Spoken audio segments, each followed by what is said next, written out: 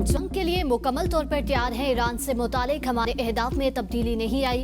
अमरीकी वज़ीर जंग पीट हेगेस की मीडिया टॉक। कहा, ईरान अच्छे तरीके से जानता है उसे क्या करना है।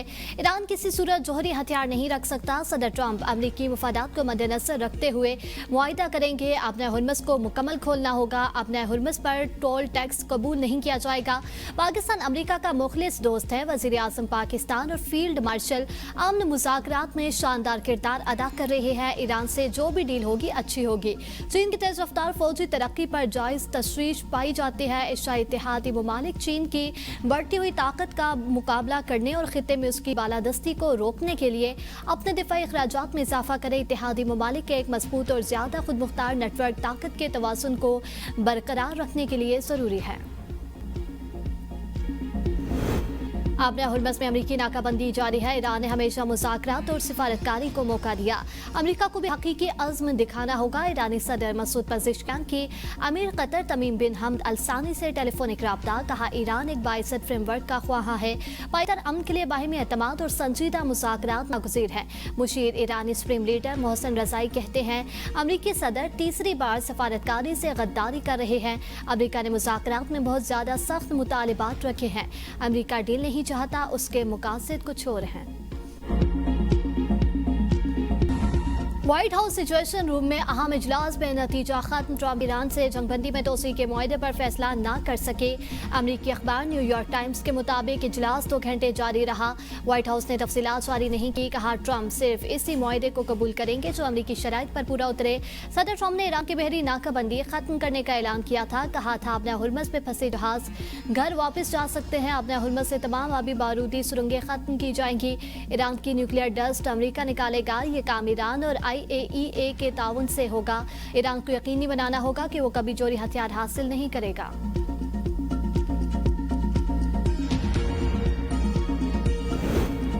न्यूयॉर्क प्रोग्राम पर कोई मुज़ाकरात नहीं कर रहे। हमारी तवज्जो जंग के खात्मे पर है। तर्जुमान ईरानी वज़ारत ख़ारिजा इस्माइल बक़ई कहते हैं, अपने हुर्मुज़ के इंतज़ाम का फैसला ईरान और ओमान करेंगे। सरबराह ईरानी मुज़ाकराती टीम बाकर कालिबाफ ने कहा, हमें अमरीका वादों और ज़मानतों पर एतबार नहीं। हम मुराद मुज़ाकरात से नहीं बल्कि मिसाइलों से हासिल करते हैं। हमारे लिए सिर्फ अमली इक़दामात ही असल मयार है। मुखालिफ लीग से पहले हमारी तरफ से कोई इक़दाम नहीं किया जाएगा। ईरानी खबर एजेंसी के मुताबिक मफाहमती यादाश्त में ईरान के मुंजमद असासों में से $12 अरब की अदायगी लबनान में मुकम्मल जंगबंदी शामिल है।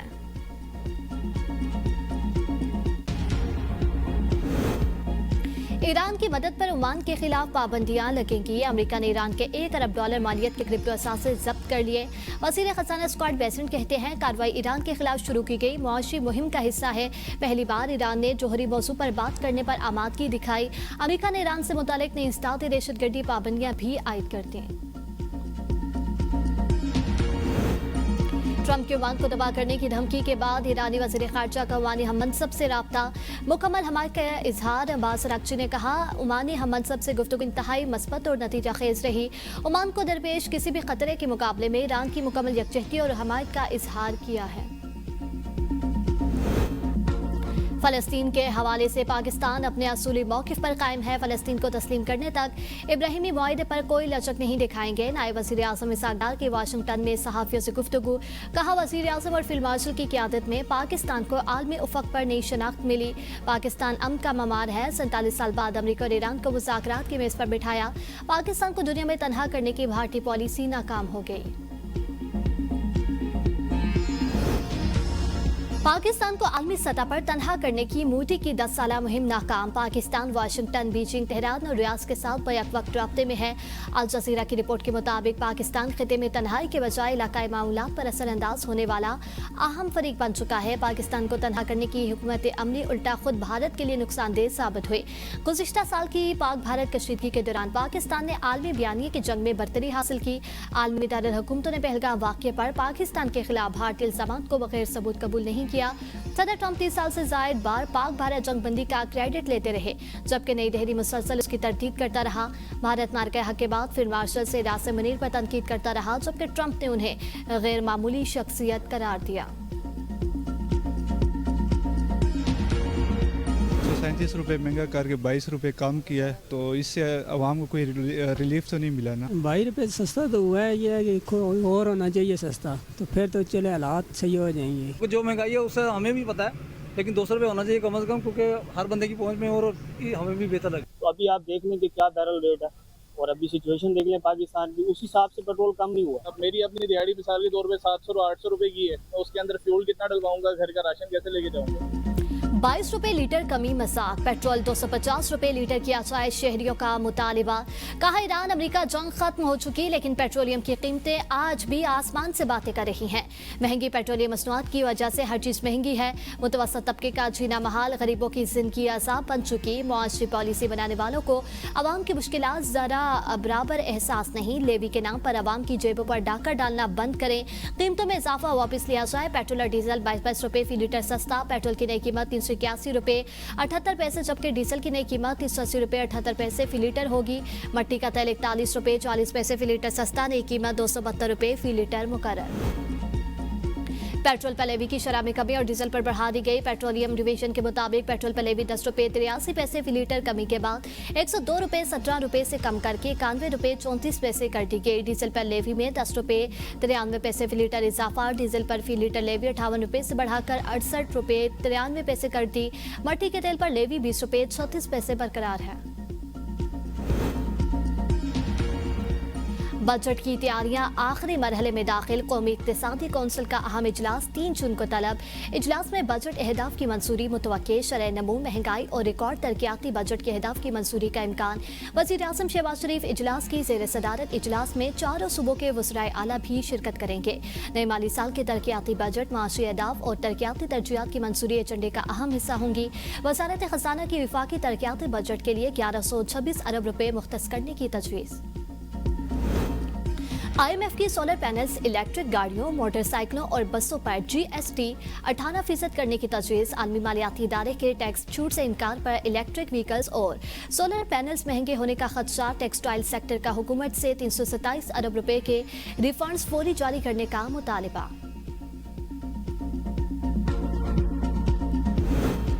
अवाम के मुंह से आखिरी नवाला छीनने की कोशिश। बुनियादी ग़िज़ाई अशिया पर भारी टैक्सेस और ड्यूटीज आयद किए जाने का इंकशाफ। चिकन पर 20% कस्टम्स ड्यूटी और 4% इजाफी कस्टम्स ड्यूटी वसूल की जा रही है।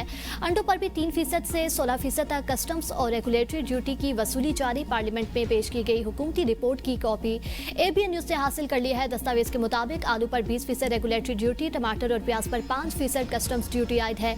गंदम और चावल पर 10% कस्टम्स ड्यूटी नाफिज है। आटे पर 5% कस्टम्स ड्यूटी वसूल की जा रही है। खाम सोयाबीन ऑयल पर 10,500 रुपए फी मीट्रिक टन कस्टम्स ड्यूटी और 2% इजाफी कस्टम्स ड्यूटी आयद है। वेजिटेबल घी पर 10,800 रुपए फी मीट्रिक टन कस्टम्स ड्यूटी के साथ 10% रेगुलेटरी ड्यूटी भी नाफिज है। खाम कुकिंग ऑयल पर 8,000 रुपए फी मीट्रिक टन कस्टम्स ड्यूटी और 2% इजाफी कस्टम्स ड्यूटी लागू है। सफेद चीनी पर 20% कस्टम ड्यूटी और 4% इजाफी कस्टम्स ड्यूटी वसूल की जा रही है। चाय, चीनी, खुश्क दूध, तैयारशुदा खुराक, बिजली और गैस पर 18% सेल्स टैक्स नाफिज है। अद्वियात पर भी 1% सेल्स टैक्स वसूल किया जा रहा है।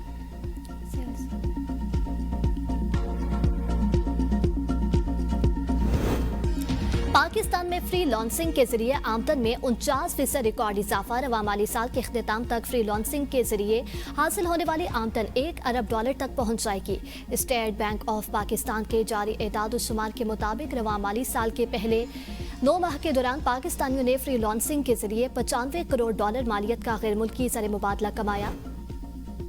साबिक स्पीकर और रहनुमा PTI असद कैसर को स्कर्दू जाने से रोक दिया गया। एयरपोर्ट पर रुकावटों के बायस असद कैसर वापस घर आ गए।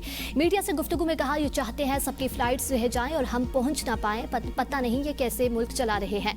नून लीगी रहनुमा ख्वाजा सारफी की भी ट्रैफिक जाम के बायस स्कर्दू की फ्लाइट मिस हो गई।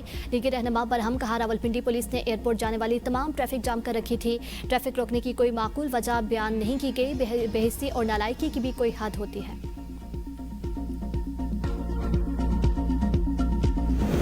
इंतखाबी ज़ाब्ते इखलाक की खिलाफ वर्जी पर PTI रहनुमा जुनैद अकबर समेत अरकान कौमी असम्बली गिलगित बदर, साबिक स्पीकर और रहनुमा PTI असद कैसर को स्कर्दू जाने से रोक दिया गया।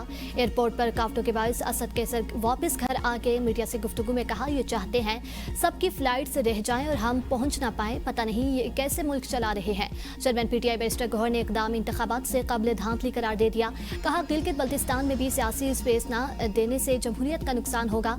वज़ीर आला खैबर पख्तूनख्वा सुहेल आफरीदी कहते हैं, गिलगित बल्तिस्तान को नो को एरिया नहीं बनने देंगे।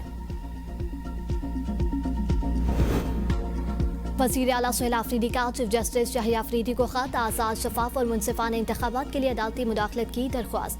कहा, सियासी जमातों की इंतखाबी सरगर्मियों पर पाबंदियाँ लगाई जा रही हैं, इंतखाबी अमल की शफाफियत खतरे में पड़ने का खदशा है। गैर कानूनी गिरफ्तारियों की शिकायत आ रही हैं, तमाम सियासी जमातों को बराबर मौके फ्राहम किए जाएँ।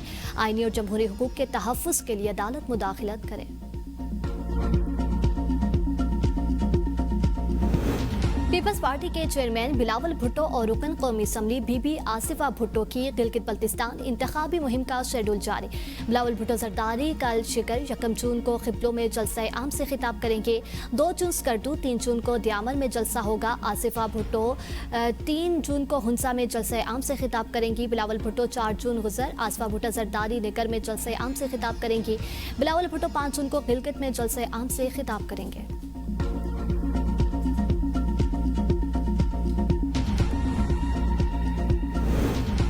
गिलगित बल्तिस्तान असम्बली इंतखाबात में 394 उम्मीदवार किस्मत आजमाएंगे। आसाद उम्मीदवारों की तादाद 266। पीपल्स पार्टी 23 उम्मीदवारों के साथ सर फहरिस्त। मुस्लिम लीग नून ने 22 उम्मीदवार मुख्तलिफ हलकों में उतार दिए।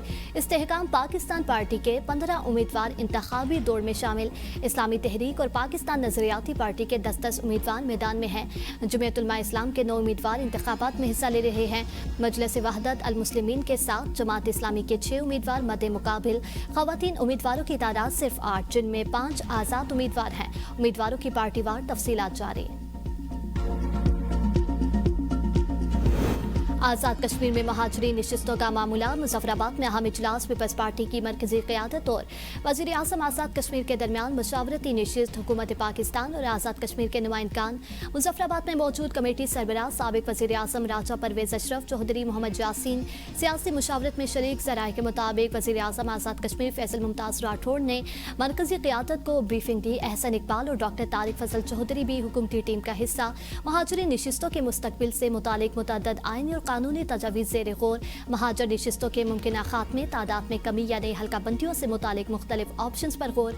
तनासब की बुनियाद पर नुमाइंदगी इंतखाबी निज़ामी इस्लाहात की तजावीज़ भी ज़ेर बहस। आइंदा इंतखाबात सिर्फ आज़ाद कश्मीर के 33 इंतखाबी हल्कों में कराने की तजवीज़ भी एजेंडे में शामिल।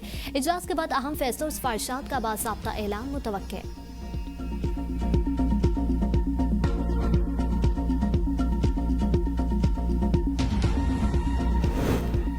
दहशतगर्दी जैसे चैलेंजेस से निपटने में कानून नाफिज करने वाले इदारों का किरदार बुनियादी अहमियत का हामिल है। जराइम पेशा अफराद से निपटने के लिए सिंध पुलिस इदारों के साथ मिलकर काम कर रही है। अमन बरकरार रखने में सिंध पुलिस की बहादुरी, आज़म और लगन गैर मुतसलसल है। वज़ीर आला सिंध मुराद अली शाह का DSPs की पासिंग आउट परेड की तकरीब से खिताब। कहा, सिंध पुलिस के शोहदा हमारा फ़ख्र हैं। पुलिस अफसरान ने जज्बे और लगन से इदारे, मुल्क और आवाम के लिए खिदमत अंजाम देनी है।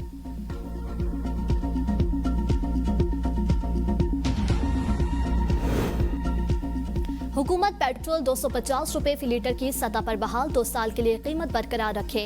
अमीर जमात इस्लामी हाफिज ने रहमान का मुतालिबा। कहा, पेट्रोलियम लेवी के जरिए टैक्स वसूली अवाम की जेब पर डाका है। कराची में हर चीज़ की कीमतें 3 गुना बढ़ा दी गई हैं। जरदारी साहब बताएं क्यों ये निज़ाम मुसल्लत कर रखा है। सिंध में सिस्टम वजारतों के बजाय ऐवान सदर में बिठा दिया गया।